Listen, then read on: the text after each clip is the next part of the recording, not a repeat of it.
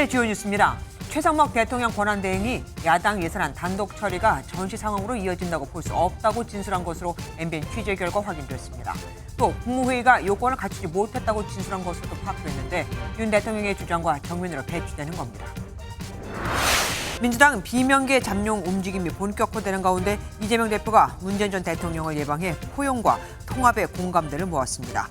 국민의힘 권성동 원내대표는 이재명 대표의 횡포를 걱정하는 국민들이 많았다고 밝혔습니다. 지난 28일 밤 김해공항에서 발생한 에어부산 여객기 화재 원인에 대한 본격적인 조사가 시작됐습니다. 에어버스 제작국인 프랑스의 조사위원 10명도 입국해 현장 조사에 참여했습니다. 미국 워싱턴 인근에서 64명이 타고 있었던 여객기가 추락해 수색이 이어지고 있습니다. 사고 여객기는 공항에 착륙하려고 접근하던 중 군용 헬리콥터와 공중에서 충돌한 뒤 인근 강에 추락했습니다.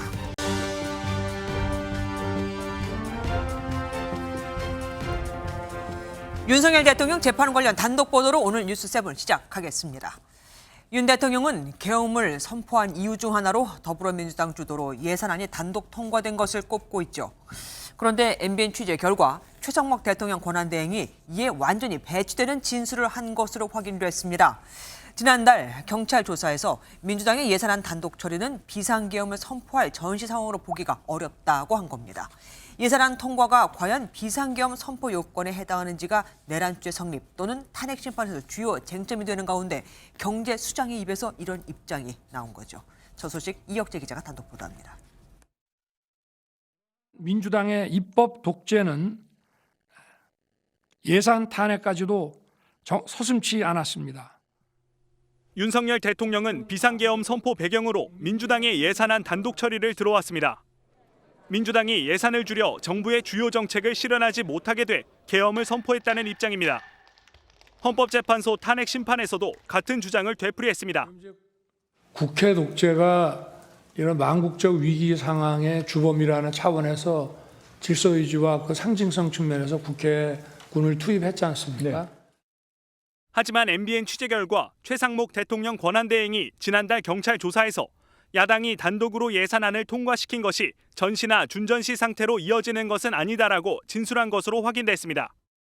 또 야당이 단독으로 감액안을 통과시킨 것이 전례가 없는 것이라면서도 그렇다고 이것이 계엄 요건에 해당하지 않는다고 분명하게 선을 그었습니다. 계엄법은 전시 또는 이에 준하는 국가 비상사태에 있을 때 비상계엄을 선포할 수 있다고 규정하고 있습니다.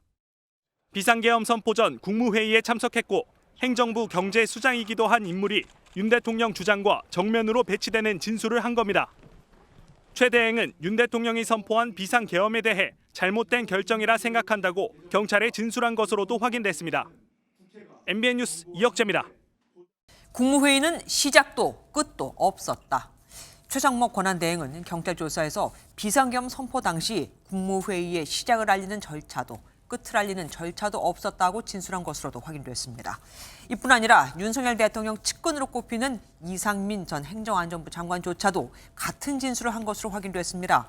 윤석열 대통령과 김용현 전 장관 두 사람만 다른 주장을 하고 있는 겁니다. 이어서 우정환 기자가 역시 단독 보도합니다. 지난달 12일 경찰은 최상목 대통령 권한대행에게 12.3 비상계엄 선포 전 열린 회의의 시작부터 끝까지 진행 상황을 물었습니다. 그러자 최 대행은 시작과 종료 자체가 없었다고 진술한 걸로 MBN 취재 결과 확인됐습니다. 무슨 뜻이냐는 질문에는 국무회의를 시작할 때나 종료할 때 대통령이 의사봉을 두드리는데 그런 절차도 없었다는 의미라며 국무회의라고 생각하지 않는다고 답했습니다. 윤석열 대통령 측근이자 같은 충암고 출신인 이상민 전 행정안전부 장관도 같은 진술을 한 걸로 확인됐습니다. 이 전 장관은 국무회의를 시작한다는 개의 선언도 없었고 국기에 대한 경례와 같은 절차도 없었다고 진술했습니다. 이는 지난 23일 윤 대통령 탄핵 심판에서 국무회의 절차가 정상적으로 진행됐다고 한 김용현 전 국방부 장관 주장과 정면으로 배치됩니다. 20시 30분경부터 도착해서 22시 15분 정도까지 그 대통령실에서 같이 이렇게 국무위원들 오는 대로 심의를 했습니다. 그래서 1시간 30분 넘게 순차적으로 심의가 이루어졌다고 보시면 되겠습니다. 김 전 장관은 계엄 선포에 찬성한 국무위원이 있었다고도 주장했지만 최 대행과 이 전 장관 모두 찬성한 위원은 없었다고 진술한 걸로도 확인됐습니다. 회의라는 것도 사실은 모르고 참석을 했습니다. 강하게 반대 의사를 분명히 했습니다. 결국 윤 대통령과 김 전 장관 단 두 사람을 제외하고는 모두가 반대되는 진술을 하는 만큼 앞으로 시작될 재판은 두 사람에게 불리하게 흘러갈 가능성이 나옵니다. MBN 뉴스 우종환입니다. 서울 서부지법 사태를 유발한 혐의를 받고 있는 전광훈 사랑제일교회 목사는 하지만 관련해서 아무런 처분도 받지 않고 있죠.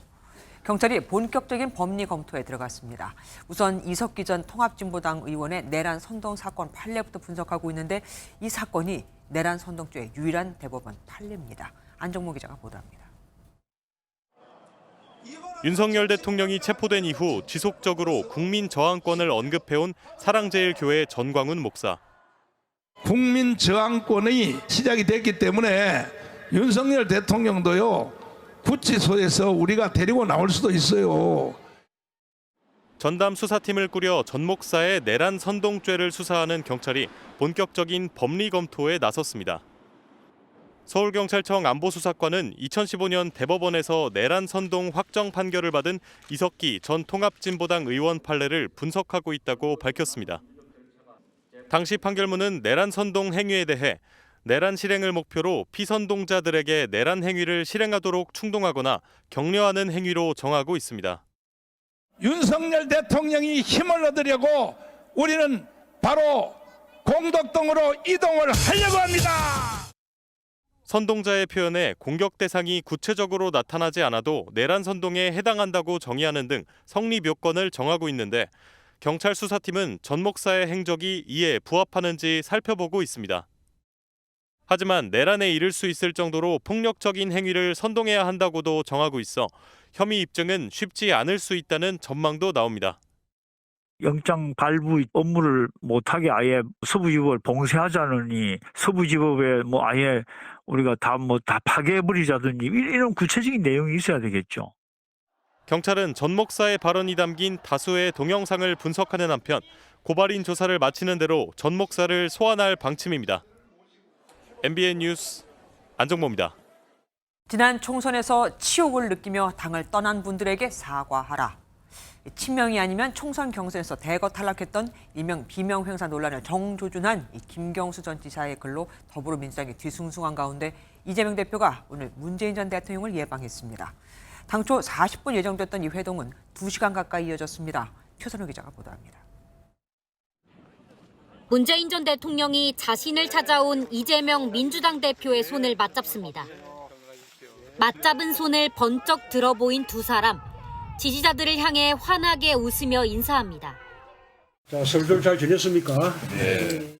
복을 많이 받으시고 또 민주당이 세상을 좀 크게 바꾸어서 국민들 모두에게 좀 행복을 주시길 바랍니다. 두 사람의 만남은 지난해 9월 이후 약 4개월 만입니다. 오후 2시부터 이뤄진 회동은 2시간 가까이 이뤄졌습니다. 두 사람은 포용과 통합으로 뜻을 모았습니다.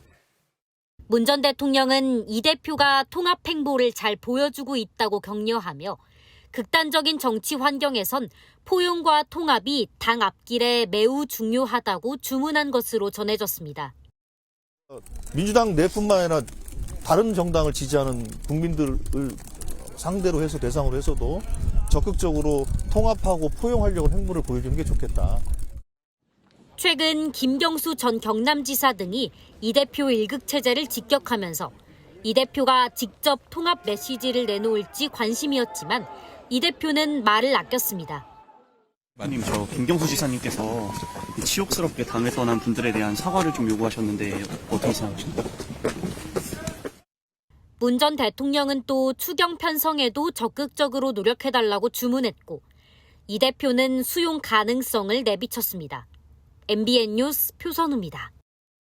더불어민주당은 정권 교체가 설 민심이었다며 이재명 대표로 정권 교체의 큰 흐름이 이어지고 있다고 밝혔습니다. 하지만 김경수 전 경남지사에 이어 박용진 전 의원도 이재명 일극 체제에 대해 쓴소리를 쏟아냈습니다. 전정인 기자입니다. 설 연휴 마지막 날 설 민심 기자간담회를 개최한 민주당은 정권 교체가 설 민심의 최대 요구이자 민주당의 절대 과제라고 밝혔습니다.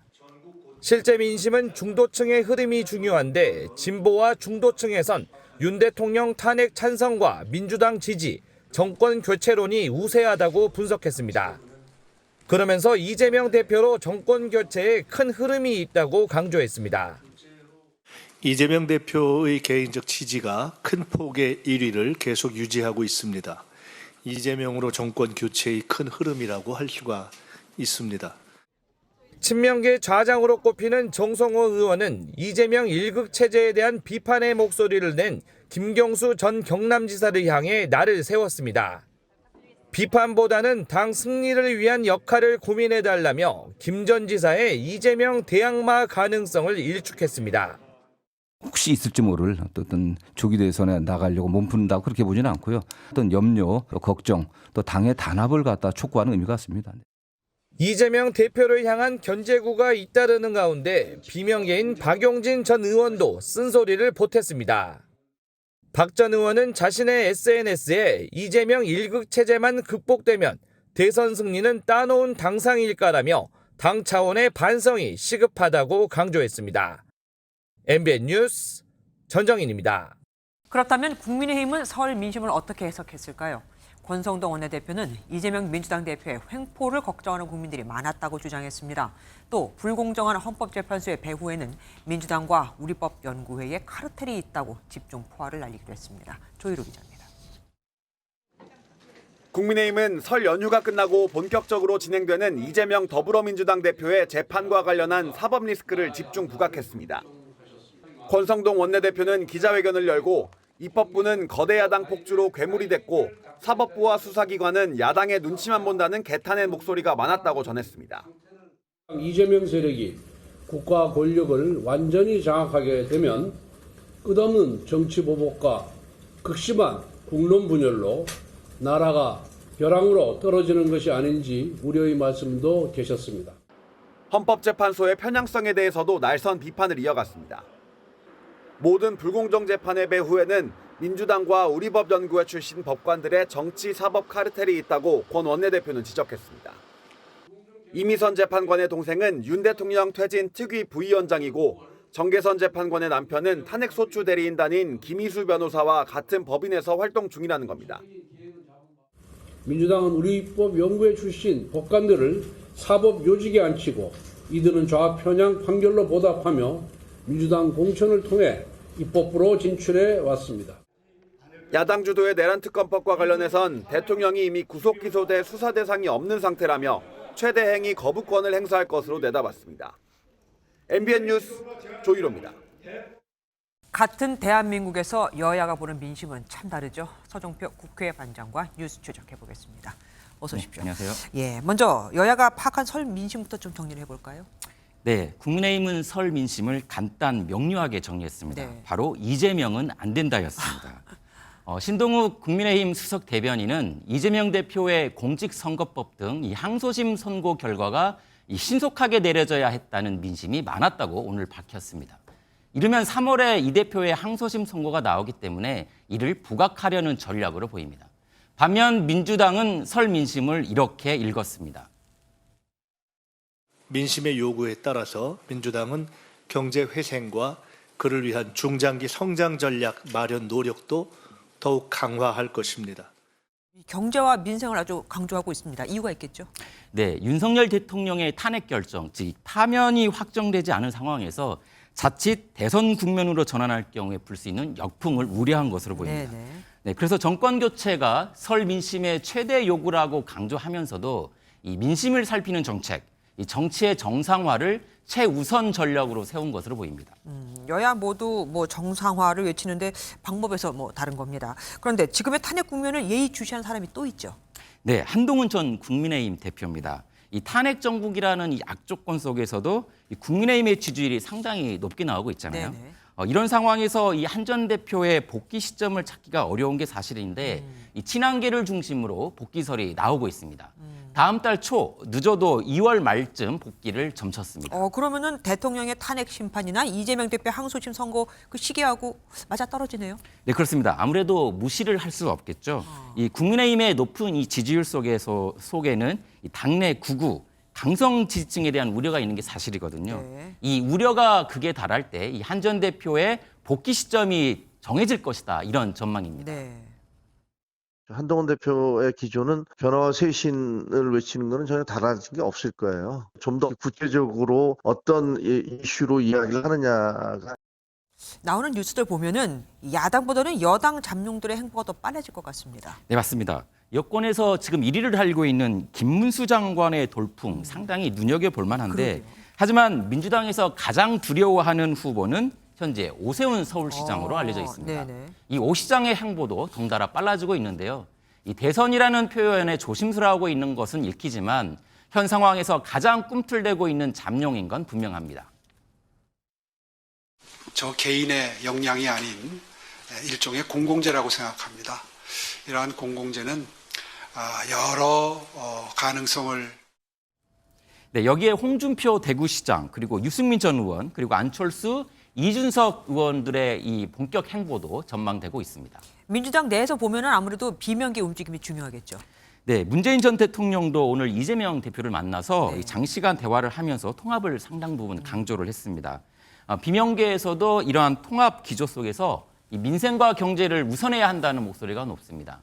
문재인 정부 때 총리를 지낸 이 비명계 정세균 전 총리도 오늘 MBN과의 통화에서 지금은 정권 재창출이니 교체니 이런 것보다는 여야 할 것 없이 민생과 경제를 챙길 때라고 순서를 했습니다. 아직은 비명계 연대 등 정치적 행보보다는 이 탄핵 정국으로 흐트러진 민심을 돌볼 때라고 해석할 수 있겠습니다. 예, 지금까지 서정표 국회반장과 함께했습니다. 수고하셨습니다. 네.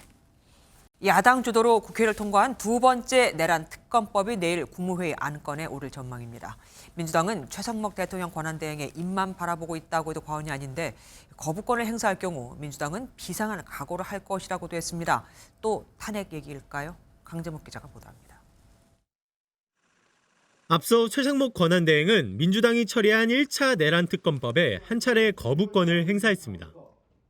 위헌성이 해소되지 않고 국익과 국민의 기본권 측면에서도 우려가 많은 법안들을 그대로 공포하는 것이 과연 책임 있는 자세인지 수없이 고민했습니다.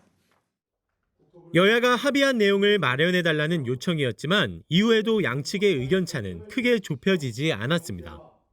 민주당은 특검 후보를 야당이 아닌 대법원장이 추천하게끔 수정하고 내란 유치죄를 수사 대상에서 제외했다며 여당의 요구를 대폭 수용했다는 입장입니다.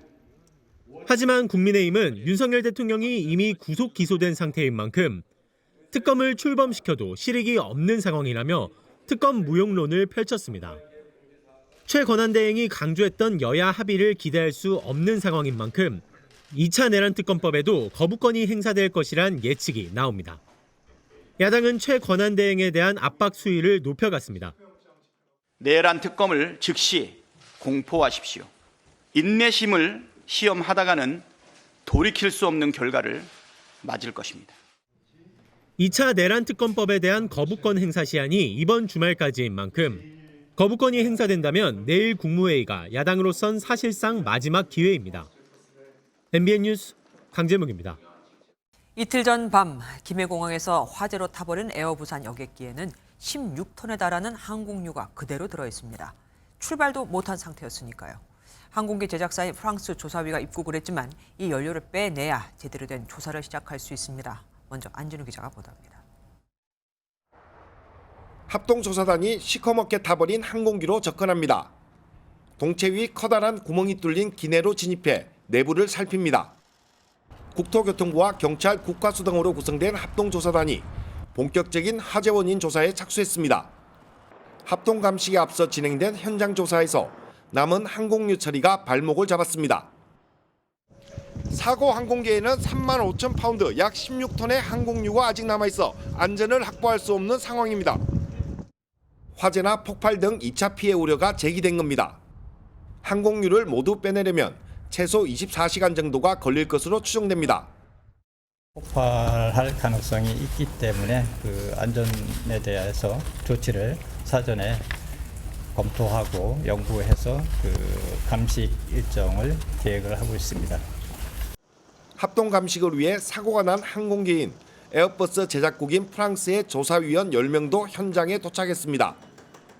합동조사단은 프랑스 조사위원회와 함께 남원 연료의 처리 방안을 최종 결정한 뒤 합동감식을 벌이기로 했습니다. 감식 결과에 따라 경찰도 항공사에 대한 업무상 과실치상 여부 등에 대해 확인할 예정입니다. MBN 뉴스 안진우입니다. 에어부산 여객기 사고 조사위는 먼저 연기를 뚫고 블랙박스부터 회수했습니다. 화재가 기내에서 발생을 했지만 어떻게 대처가 이루어졌는지를 확인하기 위해서입니다. 불이 난 순간 객실 안에 있던 승무원의 진술도 확보해 조사할 계획입니다. 이혁근 기자입니다. 사고조사위원회는 불에 탄 에어부산 여객기 꼬리 부근에서 블랙박스를 확보했습니다. 조사관 7명을 현장에 투입한 사조위는 꼬리 쪽에 연기와 분진이 심해 오래 머물지 못하고 블랙박스만 급히 회수한 것으로 알려졌습니다. 사조위 관계자는 외관상 블랙박스에 이상은 없다며 자료 추출을 준비 중이라고 설명했습니다. 블랙박스는 비행 기록 장치와 음성 기록 장치로 나뉘는데 이번 사고 조사엔 음성 기록 장치가 특히 중요합니다. 객실 사무장이나 아니면 승무원이 보고한 이런 내용들은 조종사들이 언제 승무원들 보고 이베큐에이션을 하라 그랬는지 지시했는지 안 했는지.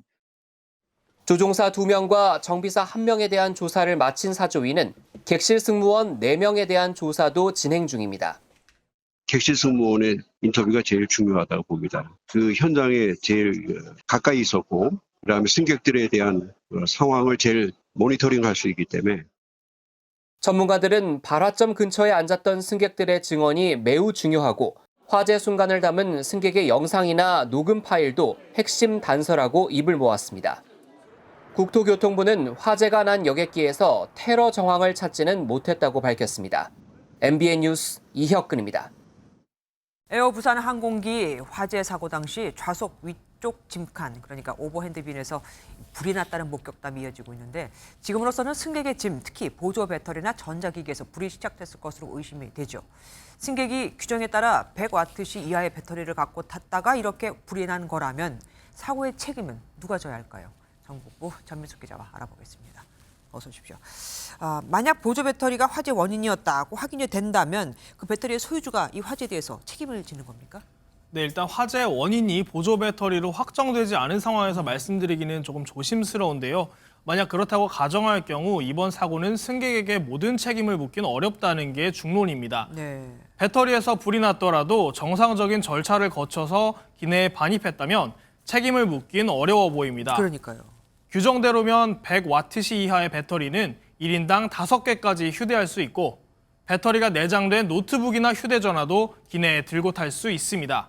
흔히 사용하는 이런 3.7V, 1000mAh시 보조 배터리는 37와트시 정도 됩니다. 네. 기준의 3분의 1 정도인 거죠.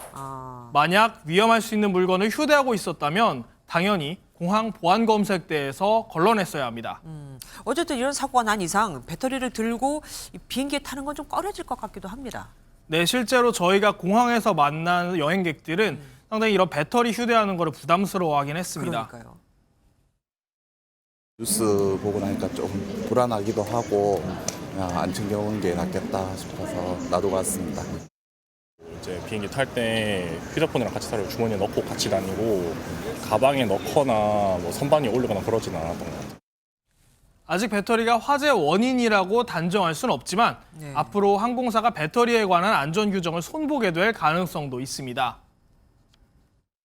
배터리든 보조 배터리가 들어가 있는 장비나 장치들은 승객이 직접 의자 아래나 가까이에서 바로 발견을 할 수 있도록 그런 절차가 좀 보완이 돼야 될 것 같다고 생각을 하고 있습니다.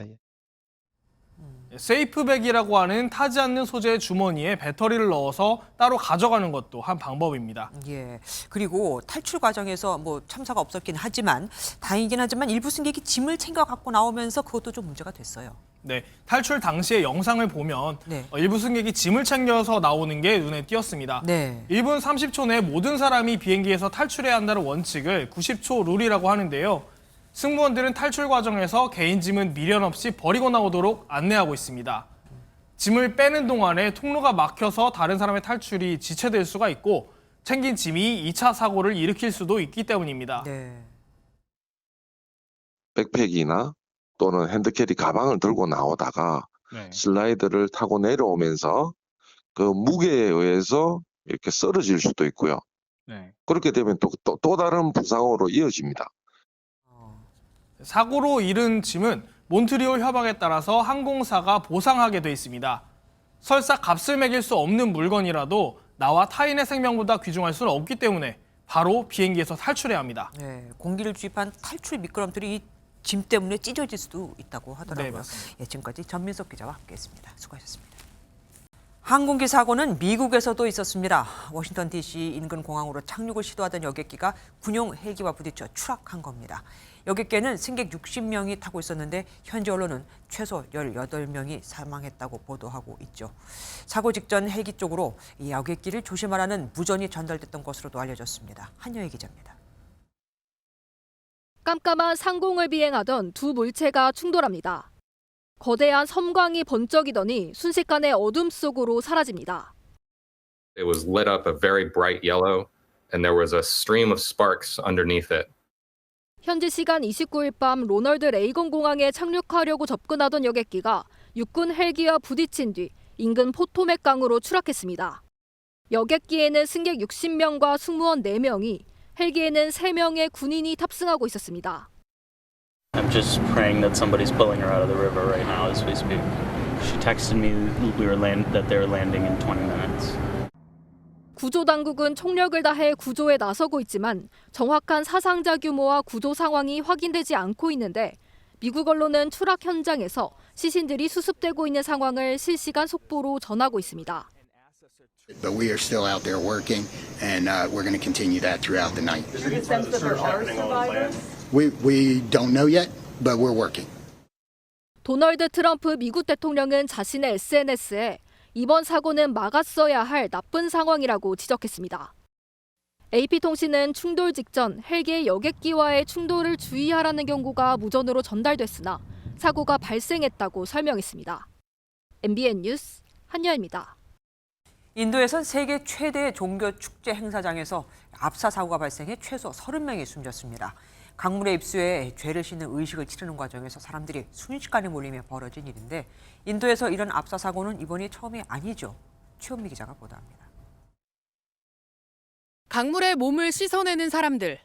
신성한 강물에 입수해 죄를 씻어내는 힌두교 의식입니다. 하지만 평화로운 시간도 잠시. 수천만 명의 인파가 동시에 몰리며 군중 통제용 바리케이드가 무너졌고 최소 30명이 압사했습니다.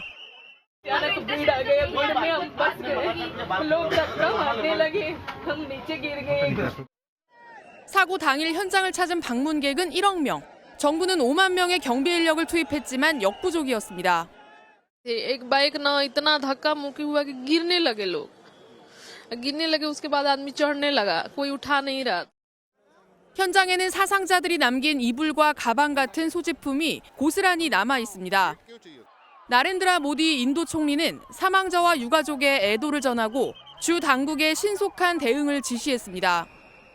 मैं महाकुंभ में जो दुखद हादसा हुआ है 인도 종교 행사 압사 사고는 이번이 처음이 아닙니다. 지난해 7월에도 116명이 사망했고 2013년에도 36명이 목숨을 잃었습니다. 당국은 이번 행사 기간에 총 4억 5천만 명이 찾을 것으로 보고 사고 등에 대비했지만 이번에도 막지 못했습니다. MBN 뉴스 최은미입니다. 얼마 전 수갑을 찬 이주민들이 줄지어 군용기에 탑승하는 모습이 공개되며 미국 트럼프 대통령의 강력한 불법 이민자 단속이 현실이 됐다고 전해드렸는데 트럼프 대통령이 이번엔 쿠바에 있는 미군 기지에 불법 체류 외국인을 수용하겠다고 발표했습니다. 과거 미국이 테러 용의자라면서 장기간 구금하고 물고문까지 해서 국제사회와 자국의 거센 비판을 받았던 바로 그곳입니다. 쿠바는 강력히 반발했습니다. 전남주 기자입니다. 쿠바 섬 동남부 관타나모만 주에 위치한 관타나모만 수용소입니다. 미 해군 기지 안에 있는 수용소로 테러와의 전쟁에서 체포된 사람들을 수용하는 곳인데 1인당 연간 수감 비용이 1,300만 달러, 우리 돈으로 187억 원으로 지구에서 가장 비싼 교도소입니다. 인권 침해가 자행되고 고문 등으로 악명 높은 관타나모 수용소가 있는 지역에 3만 명 규모의 이민자 시설이 만들어집니다. 도널드 트럼프 미국 대통령은 백악관에서 열린 불법 체류자 구금 관련 법안 서명 행사에서 이 같은 계획을 밝혔습니다. Under the law I'm signing today, the Department of Homeland Security will be required to detain all illegal aliens who have been arrested for theft, burglary, larceny, shoplifting, assaulting a police officer, murder, or any crime that results in death or serious injury. 이에 쿠바는 트럼프 대통령의 조치에 대해 잔인한 행동이라고 비판하고 나섰습니다. 쿠바 관타나모에서 미군은 기소 절차도 진행하지 않은 채 용의자들을 장기간 구금하고 물고문 등 인권 침해를 한 사실이 알려지면서 국제사회와 자국 여론의 거센 비판을 받은 바 있습니다.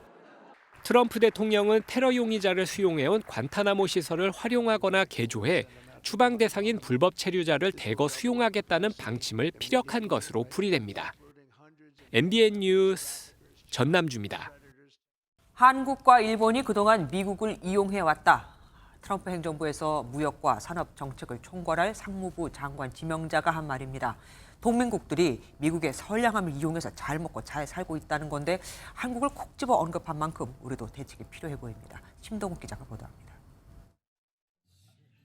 트럼프 2기 행정부의 산업과 무역 정책을 총괄하게 될 하워드 러트닉 상무부 장관 지명자가 인사청문회에서 해외 기업 압박을 시사했습니다.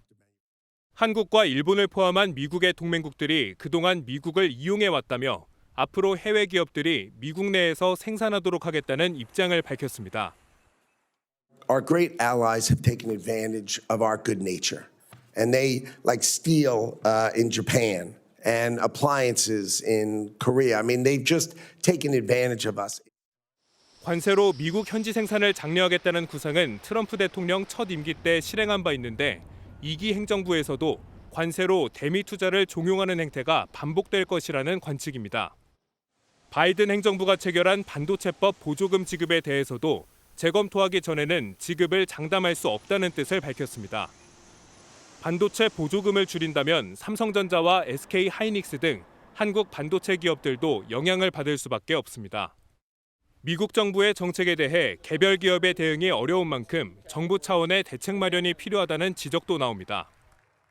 산업부나 외교부를 통해서 미국의 정책의 일관성을 요구를 한다든지 내지는 우리 기업에게 조금이라도 더 유리한 방향으로 협상을 할 수 있는 그러한 노력들이 필요할 것 같습니다. 트럼프 2기 행정부가 미국 우선주의를 적극적으로 내세우는 만큼 철저한 대책 마련이 필요해 보입니다. MBN 뉴스 심동욱입니다. 어선 화재는 언제 가장 많이 발생할까요? 난방기 등 화기 사용이 많은 겨울입니다. 취재진이 항구에 정박한 어선을 살펴봤더니 문제가 한두 가지가 아니었습니다. 가스통 옆에 석유통을 놔둔 어선도 있었습니다. 강세훈 기자가 현장 취재했습니다. 출항을 준비하던 어선에 불이 났습니다. 60대 선장이 숨지고 선원 3명이 다쳤습니다. 가스가 폭발하면서 어선 파편이 사방으로 튀고 검은 연기가 솟구칩니다. 겨울철은 배 안에서 난방기 등 화기 사용이 들어 사고 위험이 큽니다. 항구에 정박해 있는 어선을 살펴봤습니다. 상당수 어선이 가스통을 세우지 않고 눕혀놨습니다. 밸브를 통해서 이제 기체만 나가게 되는데 세워져 있으면 그게 이어져 있으면 이제 액체가 새어나갈 수 있는데 갑자기 부피가 커지면서 호스가 손상되거나. 취사장에는 가스관이 어지럽게 연결돼 있고 전선은 먼지가 쌓인 채 얽혀 있습니다. 소화기 역시 규정이 잘 지켜지지 않고 있습니다.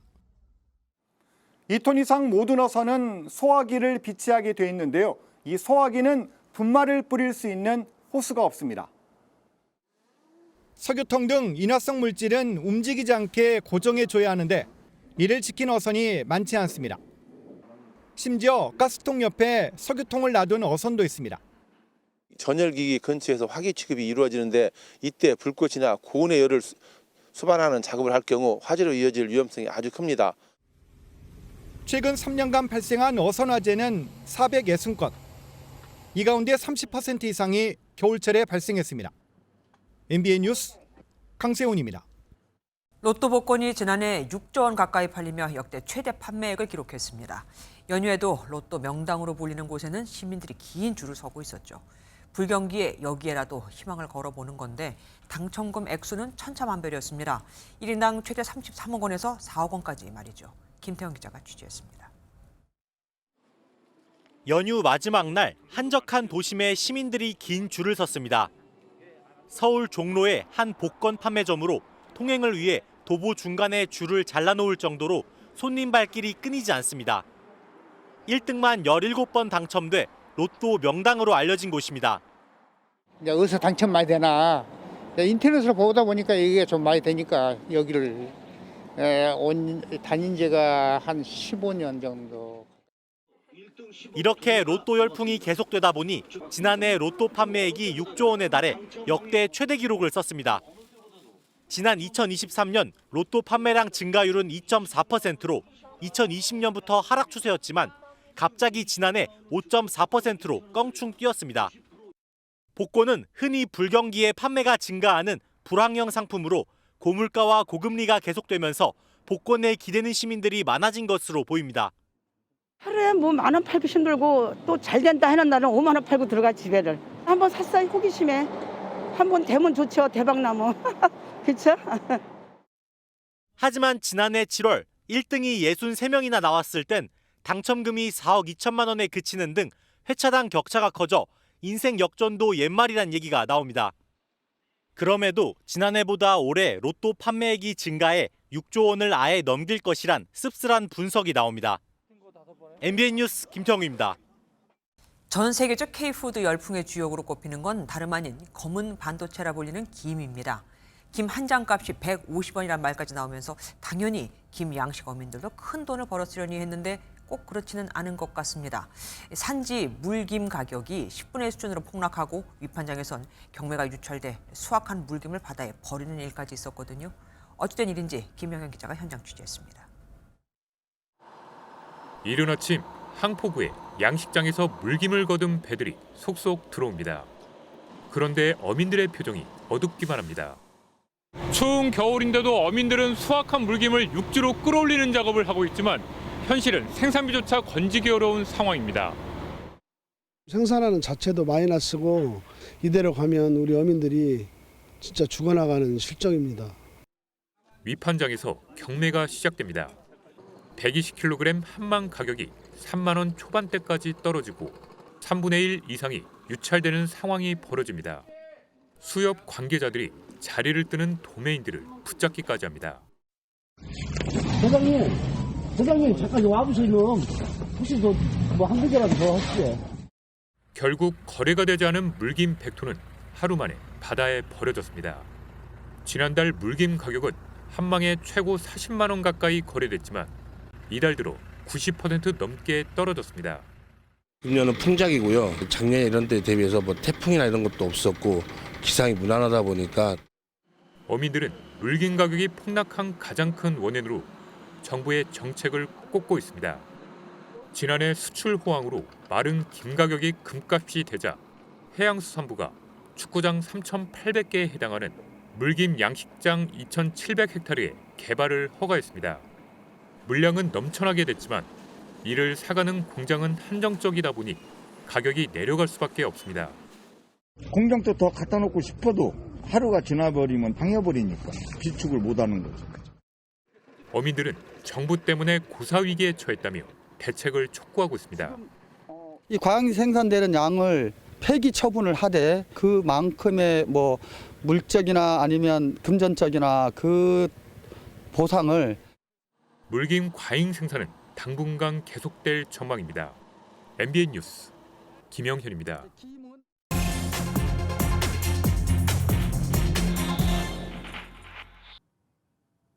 경제기자M 강서영입니다. 은행 사막, 식물이 부족한 사막처럼 은행이 부족한 지역을 말합니다. 올해도 주요 시중은행들이 앞다퉈 정포를 통폐합하면서 은행 사막화가 빠르게 진행되고 있는데요. 2015년까지만 해도 전국에 7,100곳이던 은행 영업점은 코로나19를 거치며 1,400곳 넘게 사라졌습니다. 5곳 중 1곳 꼴입니다. 그렇다면 실제 현장은 어떨까요? 지난 14일 폐쇄된 대구에 있는 IM뱅크 영업점입니다. 열흘 이상 지났지만 여전히 폐쇄 사실을 모르고 헛걸음하는 시민들이 많습니다. 여기는 없네. 저번에 어디로 갔는지 모르겠다. 돈을 찾으려고 하기는. 말을 안 하고 정말 없어진다고 병원에 있어.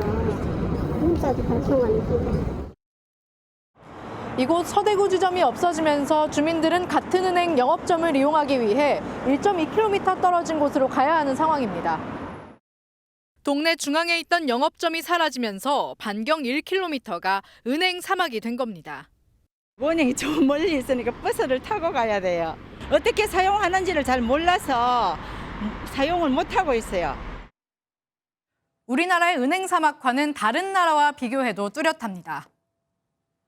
우리나라 성인 10만 명당 은행 영업점 수는 12.7개인데 미국과 일본은 물론 OECD 평균보다도 적습니다. 지방일수록 은행 사막화는 더 심각합니다. 은행을 가기 위해 서울은 집에서 400m만 나와도 되지만 지방일수록 점점 멀어져서 강원에서는 6km 넘게 나와야 합니다. 20km 넘게 나와야 하는 곳도 있었는데 강원 양구와 경북 상주처럼 취약계층인 고령층이 많은 지역들이었습니다. 경북 상주에 사는 김남열 어르신은 은행을 오고 가는 데만 하루 5시간을 쓰고 있습니다. 그나마 가장 가까운 지역 농협은행이 마을에서 약 8km 거리인데 교통편도 여의치 않기 때문입니다. 볼일 보고 이러면 오전 내내 걸리죠. 아침에 6시 50분에 나가서 기다리다가 이제 은행 문 열면 그때 해가 너무 불편해요, 진짜. 일반 시중은행은 마을에서 20km나 떨어져 있기 때문에 차가 없는 어르신은 엄두조차 낼 수 없습니다. 다른 은행을 이용하려고 그러면 상주 시내까지 가야 되는데 상주 시내까지는 차로도 한 35분, 40분 걸리고. 금융당국은 얼마 전 은행이 점포를 함부로 폐쇄하지 못하도록 자체 사전 영향 평가를 하도록 했습니다. 하지만 은행들도 할 말은 많습니다. 입출금 거래의 80% 이상이 인터넷과 모바일로 이루어지는데 영업 점포를 운영하는 건 비효율적이라는 겁니다. 이에 거점 점포나 대리 점포와 같은 대안도 논의되고 있습니다. 꼭 은행들의 영업점이 아니더라도 은행들의 업무를 대리할 수 있는 어떤 영업점들을 유지하는 방안들이 금융의 디지털화를 피할 수는 없다지만 누군가에게 오프라인 영업점은 절실합니다. 그 딜레마의 절충점은 어딜까요? 지금까지 경제기자 M입니다. 연휴 마무리 잘하고 계신가요? 이번 설 연휴 동안 많이 추우셨죠? 다시 일상으로 돌아가는 내일은 차츰 기온이 오르겠습니다. 금요일인 내일은 아침과 낮 기온 모두 오늘보다 높겠고 오는 주말인 토요일과 일요일에는 서울 낮 기온이 7도까지 올라서 평년 기온을 5도가량 크게 웃돌겠습니다. 새벽부터는 눈이 오는 곳이 있겠습니다. 서울을 비롯한 수도권과 강원도에 최고 5cm가 내려 쌓이겠습니다. 추운 날씨에 그동안 내린 눈이 얼어붙어서 도로가 미끄럽습니다. 조심히 이동하셔야겠고요. 동해안을 따라서는 너울성 파도가 높게 밀려들겠습니다. 내일 중부지방 아침 기온은 서울이 영하 4도, 춘천은 영하 9도까지 떨어지겠고 낮 기온은 영상 2도 선까지 오르겠습니다. 남부지방도 아침에는 영하권으로 떨어지는 곳이 많겠고 낮 기온은 광주가 10도, 부산은 11도까지 올라서 온화하겠습니다. 모레인 토요일에는 다시 전국에 비나 눈이 내리겠고요. 다음 주에는 다시 영하 10도 안팎의 강추위가 찾아오겠습니다. 내셨습니다.